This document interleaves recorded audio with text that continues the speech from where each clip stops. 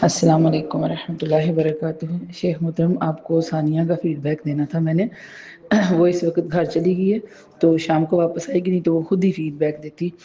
وہ نا کتنے مہینے ہو گئے ہیں کہ وہ رات کو سو نہیں پاتی، وہ بہت ڈسٹرب رہتی ہے، رات کو پھرتی رہتی ہے، اس کو نیند نہیں آتی۔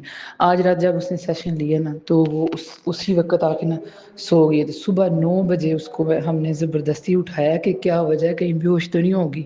تو اٹھ کے کہتی ہے حالانکہ مجھے ایسی نیند آئی ہے جیسے میں نے پتہ نہیں کتنی مشقتیں کی ہوئی تھی، یا میں نے پتہ نہیں کتنے کام کیے ہوئے تھے، میرا جسم اتنا تھکاوٹ میں تھا، اور یہ اتنے عرصے بعد مجھے اس طرح کی نیند آئی ہے، اور مجھے ڈر بھی کوئی نہیں لگا، کیونکہ یہ کافی دنوں سے کہہ رہی تھی کہ مجھے نا ڈر لگتا ہے اور مجھے سائے سے نظر آتے ہیں، تو وہ بھی پوری رات میں نظر نہیں آئے۔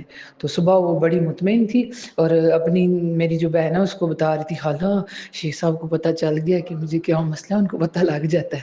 تو میں نے کہا میں نے جب کہا تھا تو تب تمہیں مذاق لگ رہا تھا، لیکن یہ کہ میری بہن بھی بڑی خوش تھی کیونکہ اس بچی کی وجہ سے وہ بڑی پریشان تھی، تو مجھے بھی بڑی خوشی ملی۔ میں تو مانتی ہوں، میرا تو یقین ہے کہ اللہ تعالیٰ نے آپ کے دم میں، اللہ تعالیٰ نے آپ کے اوپر بڑا فضل کیا ہوا ہے، تو لیکن یہ کہ ابھی یہ بھی مانی ہے، تو الحمدللہ۔ میں نے کہا میں شیخ صاحب کو پہلے بتا لوں کہ اس بچی کو جو ہے نا فرق نظر آنا شروع ہے۔ ابھی میں نے کہا تم نے خود پر نوٹس رکھنا ہے کہ کون کون سی اور چیز بہتر ہوئی ہے تمہیں، میں نے وہ بھی شیخ صاحب کو بتانا ہے، مجھے سارا کچھ نوٹس کر کے بتانا ہے کہ کدھر کدھر سے تمہارے مسئلے ٹھیک ہوئے ہیں۔